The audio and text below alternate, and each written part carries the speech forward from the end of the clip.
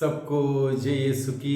प्रभु यीशु क्रिस्त में प्यारे भाइयों बहनों, नवजीवन का संदेश इस शीर्षक के अंतर्गत प्रतिदिन का ईश्वर का जीवंत वचनों को सुनने के लिए, समझने के लिए, ग्रहण करने के लिए और उन वचनों के अनुसार जीवन बिताने की शक्ति, सामर्थ्य, कृपा, अनुग्रह मांगते हुए एक सुंदर आदर्श क्रिस्तीय जीवन बिताने के लिए मैं आप सभी लोगों का हार्दिक स्वागत करता हूं। आज दिसंबर की 30 तारीख है, सोमवार का दिन है और आज के दिन में मनन चिंतन करने के लिए हम सबों को प्रसंग दिया है संत लूकस के द्वारा रचित सुसमाचार अध्याय 2 पद संख्या 36 से 40 का प्रसंग है। इस प्रसंग में हम लोग देखते हैं अन्ना नामक एक नबिया थी जो असेर वंशी फानुएल की बेटी थी।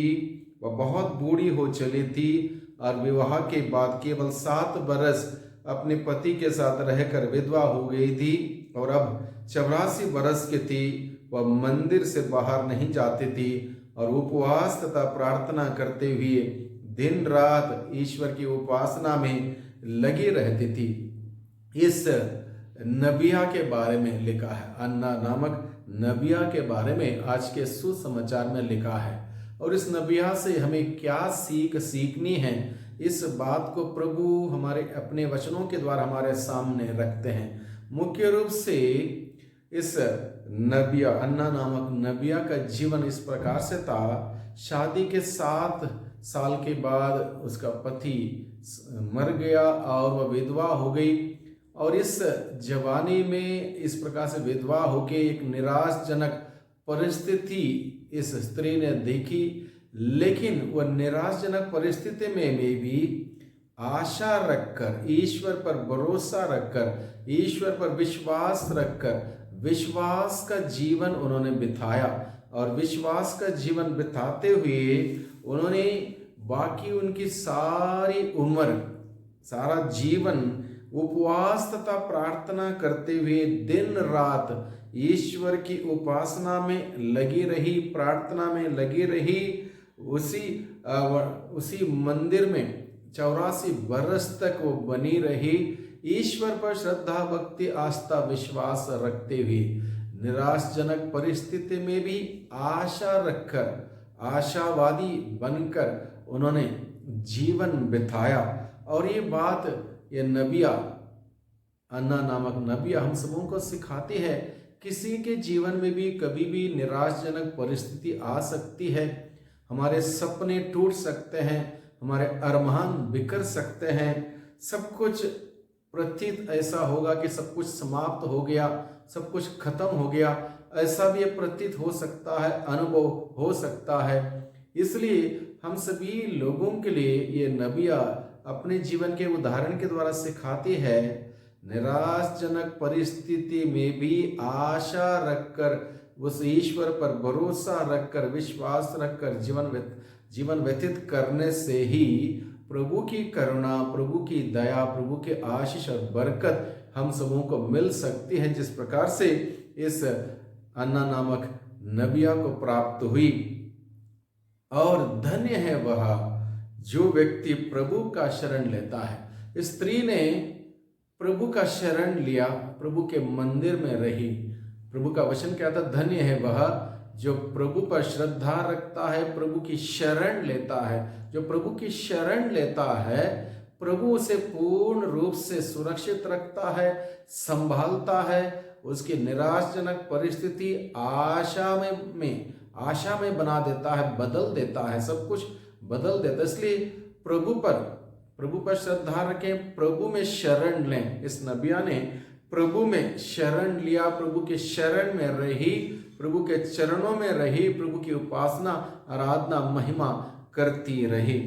अन्ना नबिया यीशु का परिचय लोगों को दिया करती थी और इस दौरान प्रभु के मंदिर में रहकर जो भी लोग प्रभु के मंदिर में आते थे, प्रभु का परिचय वो लोगों को दिया करते थे। प्रभु के मुक्तिदाता के बारे में लोगों को अवगत कराते रहे कि एक मुक्तिदाता आने वाला है। एक प्रतीक्षा में जीने के लिए, मुक्तिदाता की प्रतीक्षा करते हुए आशावादी बनकर जीने के लिए इस नबिया ने लोगों को सिखाया, लोगों को बताया।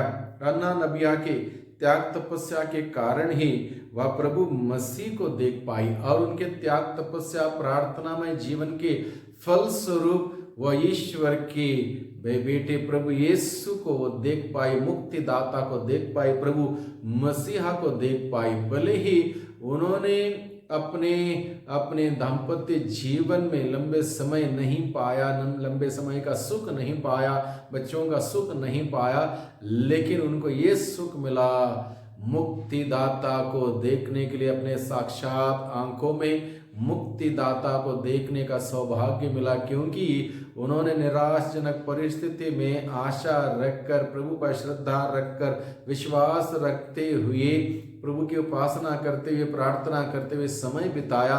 उसका नतीजा ये हुआ कि मुक्तिदाता उनको देखने का सौभाग्य प्राप्त हुआ, ईश्वर का दर्शन हुआ, ईश्वर का दर्शन इस नबिया को हुआ।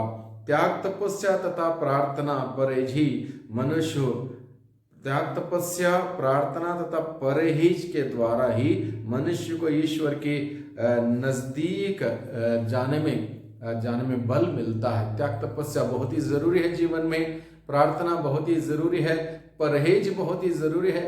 इन सभी धार्मिक क्रियाकलापों में लगे रहने से ही हम ईश्वर के नजदीक जाते हैं, ईश्वर का दर्शन प्राप्त होता है, ईश्वर का अनुभव प्राप्त होता है और ईश्वर में हम लोग बढ़ते हैं। और इसी बात के लिए आज का सुसमाचार हम सबों को बुलाता है कि हम ईश्वर में बढ़ें, ईश्वर में मजबूत हो जाएं, उसका अनुभव प्राप्त करें, विश्वास में मजबूत हो जाएं। और उसके लिए हमें निरंतर प्रभु की उपस्थिति में, प्रभु के मूल्यों के अनुसार, सिद्धांतों के अनुसार जीवन बिताने की आवश्यकता है।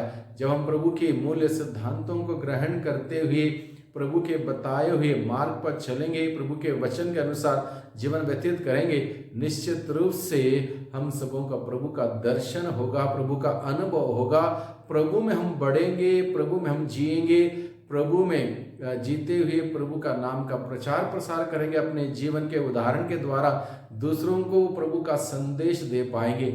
और इसी कार्य के लिए प्रभु ने हम सबों को चुना है, बुलाया है, निमंत्रित किया है। जैसे अन्ना नबिया को प्रभु ने अपनी योजना के तहत इस महान कार्य के लिए तैयार किया, मुक्तिदाता को देख पाई, हम भी उस मुक्तिदाता का दर्शन करते हुए उसके बताए हुए मार्ग पर चलें, एक सुंदर जीवन बिताते हुए प्रभु की महिमा देखें, प्रभु की महिमा करें। वही प्रभु हम सबों को बहुत आयत की आशीष, कृपा, अनुग्रह बरसाएं। प्रभु की सानिध्य में हम सभी जीवन बिताते हुए प्रभु की महिमा देखें। सबको धन्यवाद।